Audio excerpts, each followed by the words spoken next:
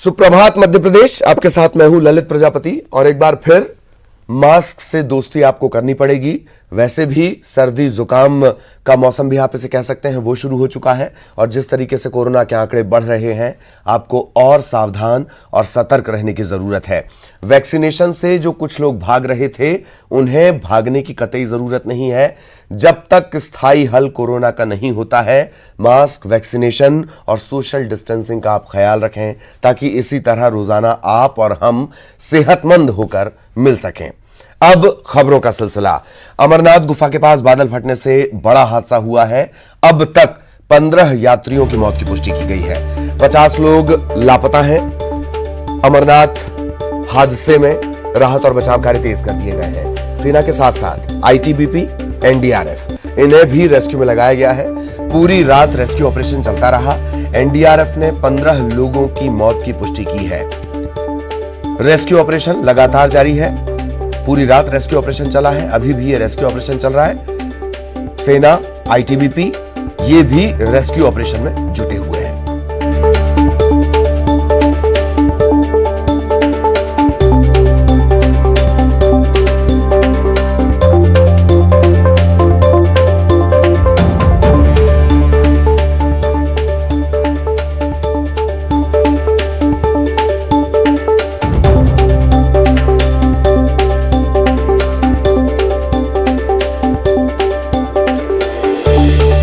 लोगों की मौत की पुष्टि कर दी गई है। 50 लोग अभी लापता बताए जा रहे हैं। हेल्पलाइन नंबर लगातार हम आपको नीचे दिखा रहे हैं। इस हेल्पलाइन नंबर के जरिए आप जानकारी ले सकते हैं। श्राइन का ये हेल्पलाइन नंबर है, एनडीआरएफ का हेल्पलाइन नंबर है।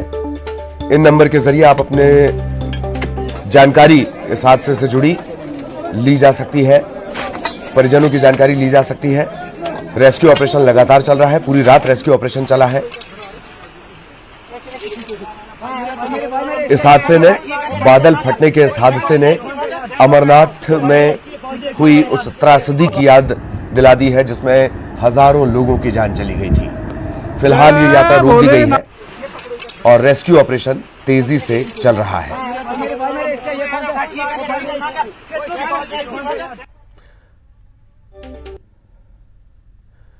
ये अलग अलग 3 तस्वीरें इस वक्त आप देख रहे हैं।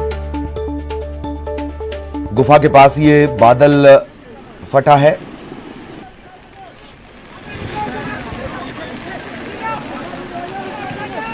तेज रफ्तार पानी ने जिंदगियों को तिनके की तरह उड़ा दिया और इसके बाद अब लगातार रेस्क्यू ऑपरेशन चल रहा है। कई टेंट पानी में बह गए बादल फटने से हड़कंप। और लगातार ये नंबर भी आप नीचे देख रहे हैं, हेल्पलाइन नंबर, इस पर फोन करके जानकारी ली जा सकती है। अलग अलग एनडीआरएफ का हेल्पलाइन नंबर है, श्राइन का हेल्पलाइन नंबर है। आज सुबह जाने वाले थे अमरनाथ को, लेकिन रात के 12 बजे ही हमें बताया गया कि अब नहीं होगा, यात्रा नहीं होगी। मौसम खराब है, वहाँ बाढ़ आई थी, ऐसे ढक फुटी हो गई है, ऐसे बारिश की वजह से अब यात्रा 2-3 बाद हो गया, ऐसे बताया गया। लेकिन सोचते अब क्या होगा आगे। हमारी यात्रा सफल होगी जब जाएंगे सब ठंडा मौसम होने के बाद। मौसम की खराबी की वजह से गवर्नमेंट ने यहाँ पर सब जो भाविक है उनको यहाँ पर रुका दिया है। ऊपर जाने के लिए मना किया आज के दिन। कल कुछ अच्छा मौसम हो जाएगा तो यहाँ से ऊपर जाने के लिए मिलेगा सबको। अभी हमने पूछा हुआ था मिलिट्री वालों को, अगर मौसम ठीक होगा तो हम सबको छोड़ेंगे, लेकिन मिलिट्री वाले बोले कि मौसम ठीक नहीं है, इसलिए कुछ बोल नहीं सकते।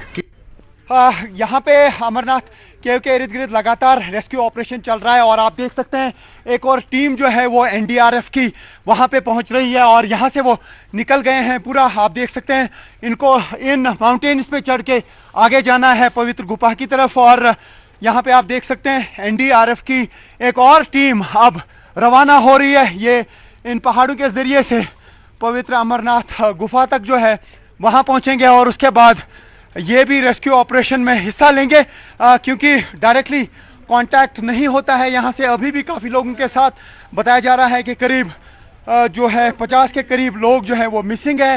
वो लापता हैं, लेकिन क्या कहीं पे वो ज़मीन के नीचे तो नहीं दबे, क्योंकि जिस तरीके से पानी बहुत ज़्यादा आ गया उसकी वजह से काफ़ी सारे बोल्डर्स, रेत वहाँ पे आ गई और उसके नीचे भी काफ़ी लोग कल दबे हुए थे जिनको निकाला गया। अब एनडीआरएफ की स्पेशल टीम जो है वो यहाँ पे पहुंची है और आप देख रहे हैं ये आगे रवाना हो रहे हैं। और मैं अपने कैमरा पर्सन से कहूँ कि वो आपको पूरा दिखाएं कि किस तरीके के माउंटेन्स हैं जो क्रॉस करके इनको वहाँ पहुँचना है। ये पहाड़ियाँ हैं, ये बालतल के रास्ते से अब एनडीआरएफ की स्पेशल टीम जो है वो अब रवाना हो रही है रेस्क्यू ऑपरेशन में।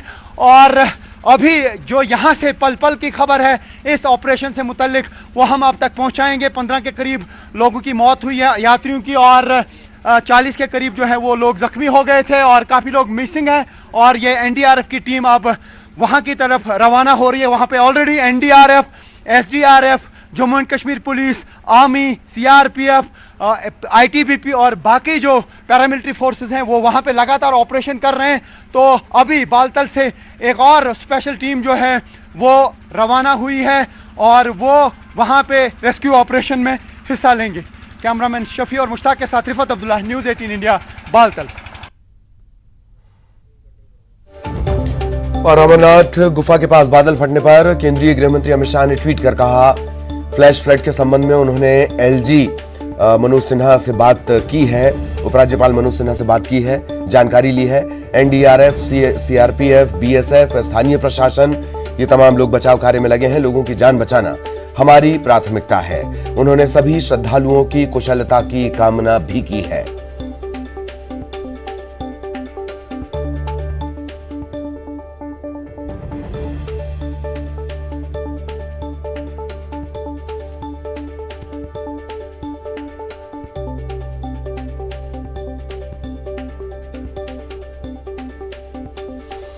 तो अमरनाथ गुफा के पास ये बड़ा हादसा,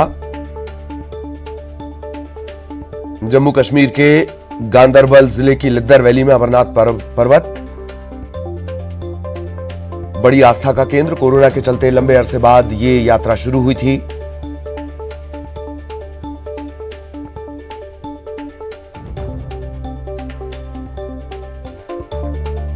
शाम करीब 5:30 बजे के आसपास ये हादसा होना बताया जा रहा है और इसके बाद दहशत यहां पर तारी हो गई। पवित्र गुफा के पास तकरीबन 2 किलोमीटर के दायरे में ये हादसा हुआ है। 15 लोगों की मौत की पुष्टि कर दी गई है। 50 लोग अभी भी फंसे हुए हैं। पहाड़ों से जो तेज बहाव से पानी आया वो उन टेंट, तकरीबन 25 टेंट जो लगे थे, उन्हें बहाता हुआ ले गया। और अब रेस्क्यू ऑपरेशन लगातार चल रहा है। बादल फटने के चलते ये पूरा हादसा, कई टेंट, तकरीबन 25 टेंट पानी में बह गए। फिलहाल अमरनाथ यात्रा को रोक दिया गया है। स्वास्थ्य व्यवस्थाएं अलर्ट मोड पर है। Amarnath shrine board, Jammu Kashmir police, NDRF, SDRF, ITBP, सेना, ये तमाम लोग मोर्चे पर डटे हुए हैं। Amarnath shrine board, Jammu Kashmir police और एनडीआरएफ ने हेल्पलाइन नंबर भी जारी किए हैं, जिन नंबरों के जरिए जानकारी ली जा सकती है। ITBP, CRPF, BSF, NDRF, SDRF, Jammu Kashmir police, ये सभी रेस्क्यू में जुटे हुए हैं। लोगों को निकालकर सुरक्षित जगहों तक पहुंचाया जा रहा है। घायलों को एयरलिफ्ट करके अस्पताल तक ले जाया जा रहा है।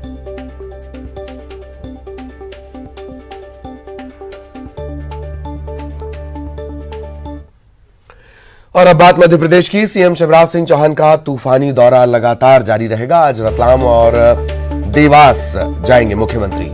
महापौर प्रत्याशियों के समर्थन में वो रोड शो करेंगे। जनता से बीजेपी प्रत्याशियों को जिताने की अपील करेंगे।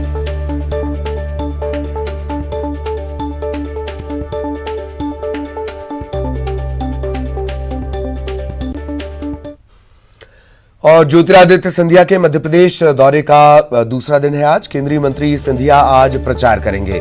ग्वालियर और मुरैना में बीजेपी प्रत्याशियों के पक्ष में वोट अपील करेंगे ज्योतिरादित्य सिंधिया।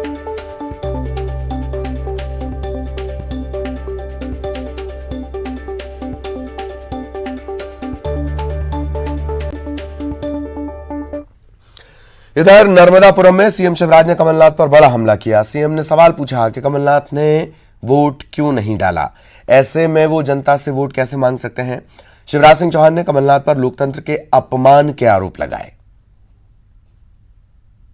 के सदस्य की वोट डालने में जीत गया क्योंकि मतदान करना मेरा परम कर्तव्य था, लेकिन कमलनाथ जी तुमने वोट नहीं डाला। हाँ, कमलनाथ ने वोट नहीं डाला। उनके गांव शिकारपुर में भी छिलवाड़ा में चुनाव, मैं वोट डालने जा रहा हूँ और कमलनाथ जी भी सब जगह कह रहे हैं कांग्रेस को वोट देना, कांग्रेस को वोट देना, कांग्रेस को वोट देना। अरे दादा, तूने कांग्रेस को वोट नहीं दिया तो जनता खा दी बता। कमलनाथ जी ने वोट नहीं दिया। अब याद हो उनका कांग्रेस में भरोसा ही नहीं है, वैसे ही ज्यादा घूम रहा है इधर से उधर। अब ये कोई बात होती? हम सबसे कहें वोट डालें। माननीय कमलनाथ जी, मीडिया के माध्यम से आज मैं आपसे पूछना चाहता हूं, आपने वोट क्यों नहीं डाला? क्या आप ये समझते हो वोट डालना तो गरीब जनता का काम है? गरीब डाले, किसान डाले, माताएं बहनें डाले, लोग वोट डाले और हम राजा बाबू बने रहे, हम राज करें। हमारे कमलनाथ। इधर खरगोन में बीजेपी के राष्ट्रीय महासचिव कैलाश विजयवर्गीय ने रोड शो किया। इस दौरान कैलाश विजयवर्गीय ने कहा कि बीजेपी धर्म जाति की राजनीति नहीं करती। खरगोन का विकास, सुरक्षा और शांति बीजेपी की प्राथमिकता है। बीजेपी प्रत्याशियों के पक्ष में कैलाश विजयवर्गीय ने यह रोड शो किया। ईश निंदा कानून है, उसका पालन किसी एक धर्म वाले तो कहते होना चाहिए, पर जब हिंदू समाज के ईश्वर देवी देवताओं का अपमान होता है तो ये सब मोमबत्तीबाज जो तथाकथित गैंग इस देश के अंदर काम कर रही है वो चुप बैठ जाते हैं। और इसलिए मैं शिवराज जी को धन्यवाद देता हूँ, नरोत्तम मिश्रा जी को धन्यवाद देता हूँ कि उन्होंने इस प्रकार की प्रवृत्ति के खिलाफ मुकदमा कायम किया है। और मुझे विश्वास है कि केंद्र सरकार और राज्य सरकार इस प्रकार की प्रवृत्ति को पनपने नहीं देगी। एमपी में निकाय चुनाव की तारीख में, काउंटिंग की तारीख में, मतगणना की तारीख में बदलाव हुआ है। 18 जुलाई की जगह 20 जुलाई को काउंटिंग होगी। काउंटिंग की तारीख बढ़ाने को लेकर बीजेपी का प्रतिनिधिमंडल राज्य निर्वाचन आयोग से मांग कर चुका था। राष्ट्रपति चुनाव को लेकर काउंटिंग की तारीख बढ़ाई गई है।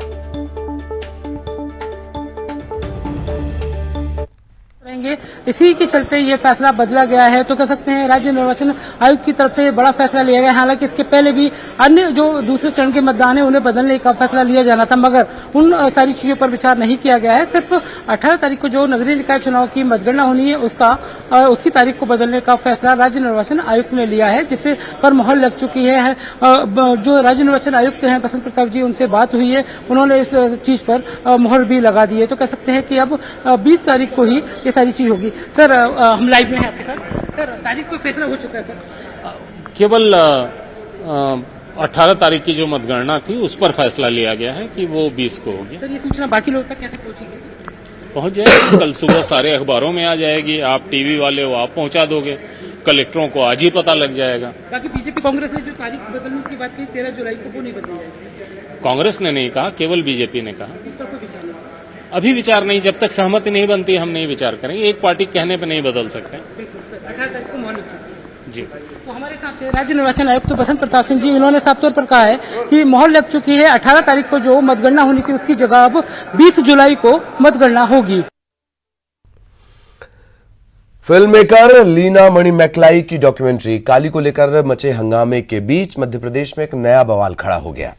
सीहोर स्थित वीआईटी कॉलेज के प्रबंधन ने हनुमान चालीसा पढ़ने पर बिना इजाजत ये इकट्ठा होकर पढ़ने पर कुछ छात्रों के खिलाफ जुर्माना लगा दिया। इसे लेकर सूबे में सियासी उबाल है। फिल्म मेकर लीना मणिमेकलाई की डॉक्यूमेंट्री काली पर मचा बवाल अभी थमने का नाम भी नहीं ले रहा है कि एक नया विवाद खड़ा हो गया है। सीहोर स्थित बीआईटी भोपाल के 7 छात्रों पर हनुमान चालीसा पढ़ने के लिए जुर्माना लगाया गया है। ये एक्शन खुद बीआईटी भोपाल के प्रबंधन ने लिया है। दरअसल बीआईटी के छात्रों ने हॉस्टल रूम में हनुमान चालीसा पढ़ा था, जिसके बाद मैनेजमेंट ने 7 छात्रों पर 5-5 हजार रुपए का जुर्माना लगा दिया। लेकिन ये मामला यहीं खत्म नहीं हुआ। ये खबर जंगल की आग की तरह फैली और बहस शुरू हो गई। खुद राज्य सरकार ने मामले को काफी गंभीरता से लिया। प्रदेश के गृह मंत्री नरोत्तम मिश्रा ने आनन फानन में कलेक्टर को जांच के आदेश दिए।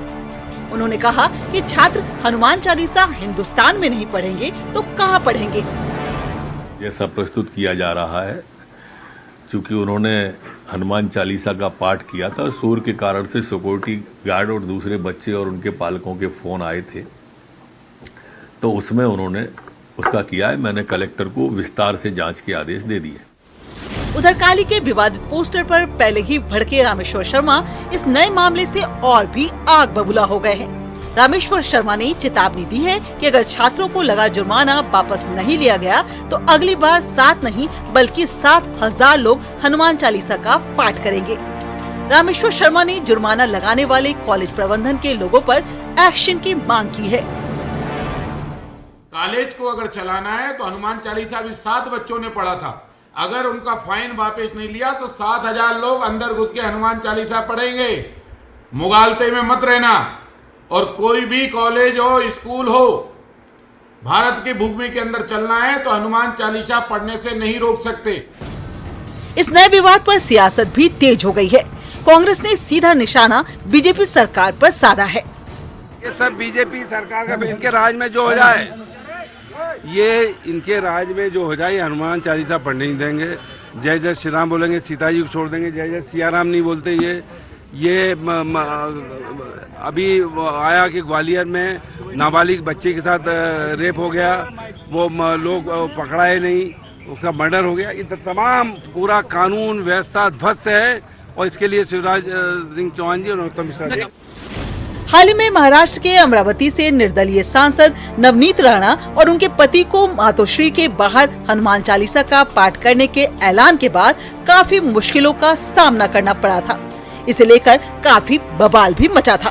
बाद में हिंदुत्व के मुद्दे पर शिवसेना ही टूट गई और उद्धव सरकार गिर गई। दरअसल सनातन धर्म को चोट पहुंचाने और देवी देवताओं के अपमान के खिलाफ आक्रोश बढ़ रहा है।